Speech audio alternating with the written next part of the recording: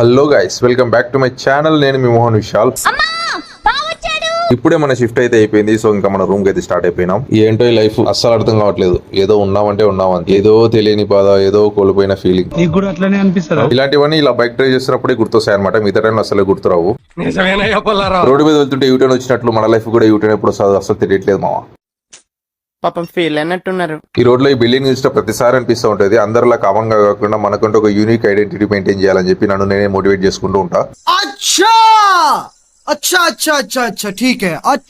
నాకు ఒకటే అర్థం కాదు, జీవితంలో ఎంతో టైం వేస్ట్ చేస్తుంటారు, బట్ సిగ్నల్ దగ్గర మాత్రం ఒక్క సెకండ్ కూడా వేస్ట్ చేయరు. సిగ్నల్ జంప్ చేసుకుని పైన పోతారు. ఏమంతా పొడిచే పనులు ఉంటాయో నాకైతే అర్థం కాదబ్బా. అందుకే ఎడ్యుకేషన్ నెగ్లెక్ట్ చేయకూడదు అంటారు. Knowledge is divine. సో ఇంకా బక్రీద్ పండుగ వస్తుంది కాబట్టి ఇంకా పొట్టేలను రెడీ చేసేసారు చెక్ చేయడానికి. పాపం, rest in peace.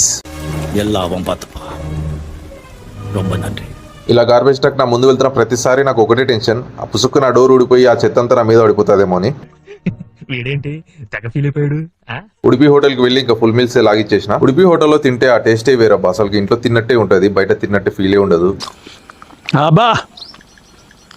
Super. So ఆ విధంగా డే ఎండ్ అయిపోయింది. ఇంకా రూమ్ కి వచ్చేసి ఫ్రెష్ అప్ అయ్యి ఇంకా నిద్రపోవడానికి అయితే రెడీ అయిపోయినా. ఫుల్ నిద్ర వచ్చేస్తుంది. ఉంటా మరి, బాయ్ బాయ్.